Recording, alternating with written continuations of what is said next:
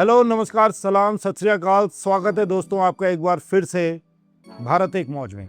चुनाव हो चुके हैं, चुनावों के नतीजे आ चुके हैं। रिजल्ट्स देख के कुछ लोग आश्चर्यचकित हैं, मुझे पता नहीं क्यों, और कुछ लोग बोल रहे हैं हमें तो पहले से ही पता था। तो भैया, भारतीय जनता पार्टी ने जो बंगाल पे निशाना साध के रखा हुआ था इतने सालों से, वो लग गया निशाने पे जाके। अब मुझे लगता है मेरे बंगाली भाइयों ने जो मतलब नॉर्थ इंडिया को हमेशा पोक करते रहते थे, यू नॉर्थ ईस्ट कर करके, और बुद्धिजीवी होने का प्रदर्शन करते थे मौका मिलते ही। मेरे ख्याल से उन्होंने अपना आखिरी वैलेंटाइंस डे सुख से मना लिया है, क्योंकि अगले वैलेंटाइन डे पे उनको कुछ सरप्राइज विजिटर्स मिलेंगे जो दोनों का रिश्ता पूछेंगे, या तो शादी करवा देंगे या मार कुटाई करेंगे। ऐसा नॉर्थ में तो यही हो रहा है भैया इनके पावर में आने से। दूसरी बात, ये तमिलनाडु में एक्टर खड़ा हो गया और एक्टर चुनाव जीत गया। इससे जो पुरानी सरकार ने जो काम, तमिलनाडु में एक्चुअली काफ़ी अच्छा काम हो रहा था अगर इकोनॉमिक जो इंडाइसिस हैं उनको देखें तो, लेकिन जनता ने उसको भी रिजेक्ट करके एक एक्टर को जिता दिया। अगर बंगाल की बात करें तो ये कहने में कोई अतिशयोक्ति नहीं होगी कि बीजेपी के जीतने से ज़्यादा टीएमसी के हार हुई है। ये अलहदा डिस्कशन है कि एसआईआर और इलेक्शन कमीशन की मिली भगत और ईडी की धमकियां, ये सब जो इकट्ठे होके कोalition एक बना था, उसका भी योगदान रहा है। लेकिन उससे अलहदा बात ये है कि टीएमसी से लोग शायद परेशान भी थे। यही प्रॉब्लम हिंदुस्तानी की है कि हम सोचते हैं कि डेमोक्रेसी जो है हमारे यहाँ चल नहीं पा रही है ठीक से, लेकिन कभी कभी हमें यह भी सोचना चाहिए क्या हम डेमोक्रेसी के लायक हैं। बंगाल में टीएमसी की सरकार थी, और जो भी बंगाल में इस दौरान रह रहा है या रहा है, वो आके उनकी गुंडागर्दी, मिसमैनेजमेंट, करप्शन और इनटॉलरेंस और डिसेंट को कम करने की जो उनकी हकीकत है, जो उनकी आदत है, उसके बारे में बता देगा। अब भारतीय जनता पार्टी की जहां जहां सरकार है, उसको डेमोक्रेसी के चाहने वाले लोग बड़े आसानी से कह सकते हैं, और इंक्लूडिंग मी, कि डिक्टेटरशिप के बहुत करीब है, अगर डिक्टेटरशिप नहीं है तो। क्योंकि भारतीय जनता पार्टी को लोग एक ही आइडियोलॉजी से एसोसिएट करते हैं, हिंदुत्व से, और भारतीय जनता पार्टी भी उसी आइडियोलॉजी से एसोसिएट होना प्रेफर करती है, पसंद करती है। तो वहां पे बहुत क्लियरली पता चल जाता है कि हाँ, ये डिक्टेटोरियल इनकी टेंडेंसीज हैं और दिख भी रही हैं। लेकिन टीएमसी की हरकतों से एक बात क्लियरली साबित हुई, बंगाल में जो लोग रहे उनके शासन के दौरान, वो बता देंगे आपको कि खाली हिंदुत्व होना ही वो जरूरी नहीं है डिक्टेटोरियल टेंडेंसीज रखने के लिए। मतलब आप डिसेंट बर्दाश्त नहीं करते हो, आपके खिलाफ कोई बोल दे तो आप उसको गिरफ्तार करा लेते हो, कोई कार्टून बना दे, कोई मजाक कर दे, कोई चुटकुला बना दे तो आप उसको गिरफ्तार कर देते हो। आपको घर में प्लम्बिंग का काम कराना है तो आपको टीएमसी के थ्रू होके जाना पड़ेगा। अभी ये छोटी छोटी जो चीज़ें हैं, छोटी छोटी और बड़ी बड़ी जो चीज़ें हैं, डिसेंट को कम करना तो खैर किसी को भी कभी भी पसंद आएगा नहीं। ये छोटी बड़ी चीज़ों को मिल मिला के ये कहना गलत नहीं होगा कि बंगाल की जनता के अंदर एक रोष तो था टीएमसी को लेके। एज आई सेड अर्लियर, मैं उस बारे में तो बात ही नहीं करूंगा, बिकॉज वो अब डिस्कशन का पॉइंट ही नहीं है कि ईसी की या सीबीआई की या ईडी की या सेंट्रल फोर्सेस के वेस्ट बंगाल के होने में, या काउंटिंग में घपलेबाजी होने में, या फिर सीसीटीवी फुटेजेस ना होने का एक रोल है। वो तो है ही, that is beyond discussion. But उस पूरे डिस्कशन की जो शैडो है इस इलेक्शन के ऊपर, उसमें कहीं ये बात छुप जाती है कि जो गवर्नमेंट ऑलरेडी वहां पे थी इतने सालों से, उससे लोग कितने दुखी हैं। ये हिंदुस्तान की एक प्रॉब्लम है। सरकार कोई भी हो, वो जनता के लिए काम करने में इंटरेस्टेड नहीं है। वो अपनी जेबें भरने में, अपने फायदे करने में, और किसी को भी डिसेंट पसंद नहीं है। आप कहीं की भी सरकार उठा के देख लें, ये इस देश की परंपरा रही है। और ये परंपरा क्यों है? क्योंकि हमारे खुद के जो सोशल, कल्चरल, फैमिली वैल्यूज हैं, वो ये है कि हम डिसेंट बर्दाश्त नहीं करेंगे, हम मजाक उड़वाना बर्दाश्त नहीं करेंगे। मजाक उड़वाना हमें बेइज्जती महसूस होने लगता है, चाहे वो हमारी गलतियों के ऊपर ही उड़ रहा हो। तो उस नाते से अगर देखा जाए तो बंगाल की जनता ने एक तरीके से टीएमसी को छोड़ा है, बीजेपी इस मौके का फायदा उठा के चली गई। उधर तमिलनाडु में एक्टर खड़ा कर दिया। अब भैया, एक्टर की क्या पॉलिटिकल क्रेडेंशियल्स हैं, वो तो नहीं है कुछ भी।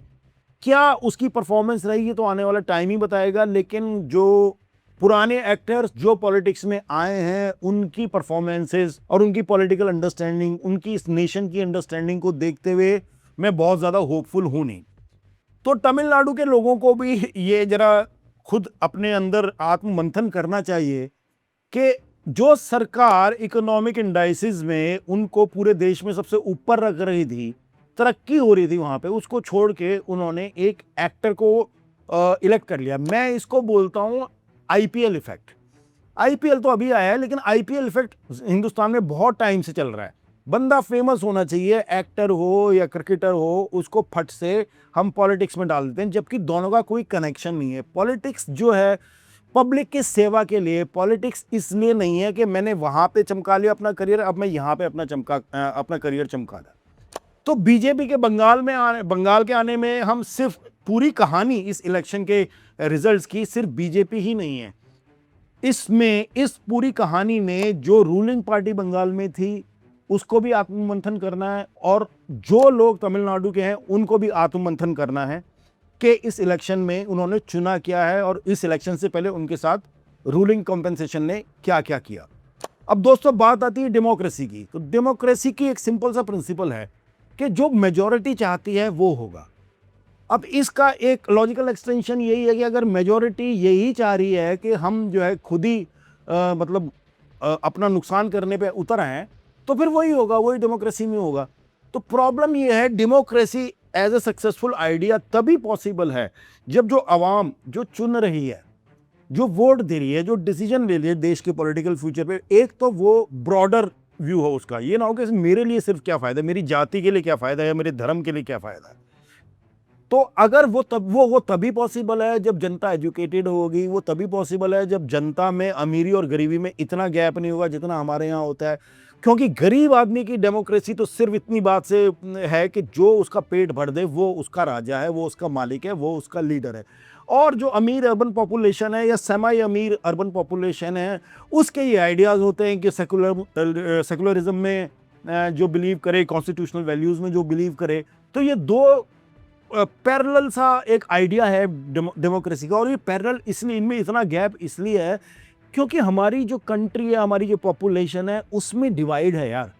हमारी इकोनॉमिक डिस्पैरिटी इतनी ज़्यादा है कि we can never be a true democracy. और इसी बात का फ़ायदा पॉलिटिकल क्लास उठाती है।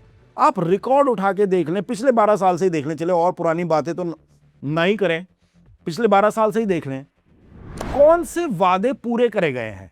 सिर्फ हवाबाजी, डॉग विस्लिंग और इस तरह के भाषणबाजी। मतलब जैसे कि अभी बीजेपी के नेता ने क्या बोला, अभी 2-3 दिन पहले आप लोगों के पास मोबाइल में अलर्ट आया गवर्नमेंट का इमरजेंसीज के लिए, वो टेस्ट कर रहे थे कि क्या हम ये अलर्ट भेज के अब हम सबको आगाह कर सकते हैं। उस पर ही एक बीजेपी के नेता बोल गया कि हम, जिससे पता चलता है हम कितने डेवलप्ड हो गए। अब if there is a population, अगर एक जनता इसको बाय कर रही है, या फिर वो जो है ज्योतिरादित्य सिंधिया बोल रहा है कि मैं कभी ना एसी में चलता हूँ, ना मेरी गाड़ी में एसी है, ना मेरे घर में एसी है, मैं तो जेब में प्याज रख के चलता हूँ और उससे गर्मी दूर हो जाती है। और ना मेरी गाड़ी में एयर कंडीशन चलती है, ना एसी के वातावरण में मैं बैठता हूँ। और जब लोग मुझसे पूछते हैं कि मई जून के माह में भी 51 डिग्री की गर्मी में, मैं कहता हूँ कि ये चंबल की चमड़ी है। और दूसरी बात बताऊं, मैं थोड़ा जवान दिखता हूं पर मेरी आत्मा बड़ी बूढ़ी है।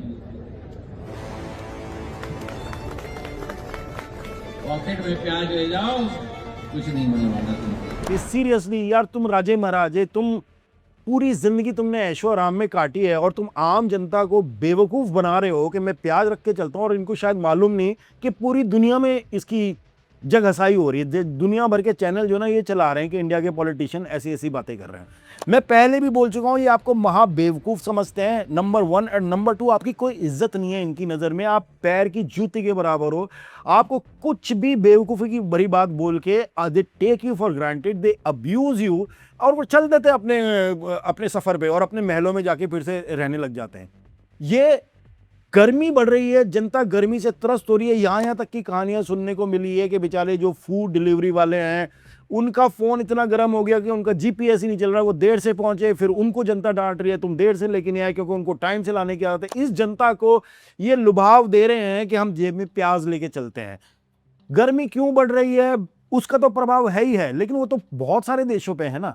हमारे यहाँ जो ये अभूतपूर्व गर्मी पड़ रही है, इसके एनवायरमेंटल रीजन है। हमारा टोटल डिसरिगार्ड टू एनवायरमेंट उसका एक रीजन है, मैंने पिछले वीडियो में भी बोला, लेकिन सरकार मान नहीं रही है। अब ये ग्रेटर निकोबार प्रोजेक्ट इन्होंने शुरू किया है, जहां पे जो नेचुरल जो जंगल कैनोपी है और जो वहां पे ट्राइब्स हैं, उनसे उनका लैंड छीन के उस जंगल को साफ सफाचट करके और वहां पे जमीन दी जा रही है कैसीनो, 5 स्टार रिजॉर्ट्स और ये सब बनाने के लिए, और इसका नाम दिया हुआ greater Nicobar development project type कुछ। ये इनका डेवलपमेंट का आइडिया है। दोस्तों, जब तक डेवलपमेंट का आइडिया ये रहेगा तब तक आप ऐसी भट्टियों में झुलसते रहोगे, गर्मियों में झुलसते रहोगे, और यही आपको बेवकूफ बनाते रहेंगे कि जेब में ना आप प्याज रख लो। और जब प्याज महंगी हो जाती है तो जो वित्त मंत्री है वो ये कह देती है कि मैं तो प्याज खाती ही नहीं, तो इधर कुआ इधर खाई, दोनों तरफ से ना आपकी ढोलक बज रही है। और आप ये कह दो कि ये जो पेड़ काटना और ये यहाँ पे कैसीनो और ये रिजॉर्ट बनाना, तो बहुत सारे लोग, अर्बन लोग ये सोचते हैं कि यार ठीक ही तो है, यही तो डेवलपमेंट है। दोस्तों, ये डेवलपमेंट नहीं है, वो भुगत रहे हो आप यहाँ पे। और खुद ही सोचो, जो आपकी ज़मीन है, जो आपके पुरखों की ज़मीन है, वहाँ पे सरकार ज़बरदस्ती आके वहाँ पे छीन ले, आपको डिस्प्लेस कर दे वहाँ से, आपको वहाँ से भगा दे और बोले डेवलपमेंट के नाम पे हम यहाँ पे कसिनो बना रहे हैं, हम यहाँ पे एक शॉपिंग मॉल बना रहे हैं, तब आप क्या करने दो कोई डेवलपमेंट के नाम पे? जिन लोगों की, जिन आदिवासियों से बिना पूछे ज़बरदस्ती उनसे कुछ ट्राइब में तो मेरे ख्याल से सिर्फ 400-500 लोग हैं, उनकी क्या बिसात, क्या उनकी जो औकात है इतने बड़े कंट्री के गवर्नमेंट के सामने? उनसे उनकी ज़मीन उनसे बिना पूछे छीन ली जाएगी और अब काम शुरू हो जाएगा वहाँ पे, आप कितना भी प्रोटेस्ट कर लीजिए। तो आप पूरी कहानी का एक तस्वीर पूरी की पूरी है, ठीक है? जिस तस्वीर में पहले आपको कष्ट दिया जाता है, फिर आपका नेता बोलता है कि ये कष्ट तो आप प्याज रखने से सॉल्व करो, प्याज एक मेटाफर है, एक एग्जाम्पल है। फिर वही नेता जाके आलीशान जिंदगी जी रहा है, उसकी औलादें आलीशान जिंदगी जी रही हैं, और इनके बच्चे जो क्रिकेट बोर्ड के अध्यक्ष बन जाते हैं, कुछ बाहर पढ़ रहे हैं, कोई कुछ कहीं कर रहा है, कोई कुछ कहीं, और आपके बच्चे जो है गर्मी में झुलस रहे हैं। और ये ना आपके घर तक पहुंच रहा है कि आपके पास बेसिक फैसिलिटीज तक नहीं है और इनको कोई परवाह नहीं है। कुछ लोगों ने कुछ साल पहले हिंदुस्तान में ये प्रोजेक्ट चालू हुए कि लोगों ने हाई राइज सोसाइटीज़ में रहना शुरू कर दिया, वहाँ पे अपना छोटा सा एक रिपब्लिक बना लिया, गार्डेड सोसाइटी है, गेटेड कम्युनिटी है, उनका अपना इलेक्ट्रिसिटी बैकअप है, उनका अपना जो है इलेक्ट्रीशियन है, प्लम्बर है, सिक्योरिटी है, अपना ही उसके अंदर रहते हैं रिपब्लिक से एग्जिट मार के, और फिर सोचते हैं अब हम सेफ और सिक्योर हैं। लेकिन आपने देखा होगा पिछले हफ्तों में ही इन हाई राइजेस में भी आग लग रही है, और आग लगी तो पता चला कि फायर ब्रिगेड का जो टेंडर आया, वो एक आग लग रही है 11वें माले पे और वो 7वें माले से ऊपर उसकी फुहारा ही नहीं जा रहा है, क्योंकि ये देखिए फायर ब्रिगेड वहां खड़ा है और वहां से पानी मार रहा है जो 25 फीट भी नहीं पहुंच रहा है।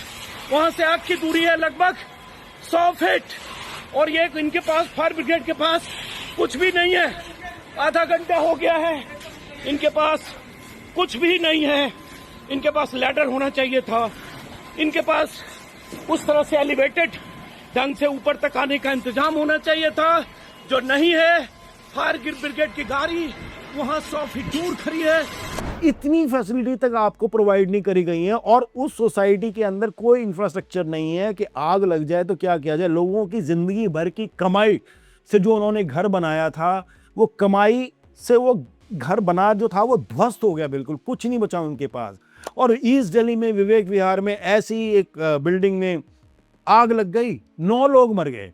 उनके पास भागने तक की जगह नहीं थी, क्योंकि सोशल सिक्योरिटी नहीं है। यहाँ पे लोगों ने अपनी बालकनीज में जाली लगाई हुई थी, और उस जाली में कोई दरवाजा नहीं। जाली क्यों लगाई हुई थी? कि बाहर से कोई चोर उचक्का ना आ जाए। लेकिन हुआ क्या, जब आग लगी तो उनके पास भागने के लिए कोई जगह ही नहीं बची, क्योंकि बाहर लगे हुए थे वो डिजिटल लॉक, और वो लॉक फायर में फेल हो गए। मैं ये सब बातें क्यों बता रहा हूँ? मैं ये बता रहा हूँ कि ये डेवलपमेंट का जो आइडिया है, ये क्या डेवलपमेंट है और ये किसका डेवलपमेंट है, इससे किसका फायदा हो रहा है? आम जनता का तो कतई भी नहीं हो रहा है। तो आम जनता के लिए जब ये इलेक्शंस होते हैं तो वो परेशान होके इधर कुआं इधर खाई, वो क्या करे? वो किसको वोट दे जाके? अब टीएमसी से परेशान हो गए, उन्होंने टीएमसी को वोट नहीं दिया तो बीजेपी ने उसका फायदा उठा लिया। लेकिन बीजेपी भी अब आएगी। अब मैं आपको अभी से बता के दे रहा हूं, कहानी बदलने वाली है नहीं ज्यादा, और यही हिस्ट्री रही है, यही आगे भी चलेगा। तो जितने भी लोग एक पर्टिकुलर पॉलिटिकल पार्टी के भक्त बने फिरते हैं, जितने भी लोग एक फिल्म स्टार के भक्त बने फिरते हैं, वो अपने आप को डेमोक्रेटिक कहना तो बंद कर दें, क्योंकि ये डेमोक्रेसी नहीं है। ये लोग लोगों के लिए काम नहीं करते हैं, ये लोग सिर्फ अपने लिए काम करते हैं। और जो रही सही कसर है वो हमारा मीडिया पूरा कर ही रहा है। मीडिया को कोई मतलब नहीं है डेमोक्रेसी में। हमारे यहाँ की सबसे बड़ी एंकर जिनको मैं मानता हूँ, अंजना ओम कश्यप जी, उन्होंने टीवी पे प्रोग्राम किया, ये बताया कि हमें दूसरे की प्लेट से चुराए हुए फ्रेंच फ्राइज क्यों स्वाद लगते हैं। इसकी रिसर्च हुई है और इसका रीजन साइंटिफिक है। तो अंजना ओम कश्यप ने फाइनली साइंटिफिक होने की ठानी, वो भी इस चीज में कि दूसरे की प्लेट से चुराया हुआ फ्रेंच फ्राई हमें स्वाद क्यों लगता है। वाह रे मेरे भारत, मौज ही मौज। आप देखते रहिए, अगले एपिसोड में फिर से मिलते हैं।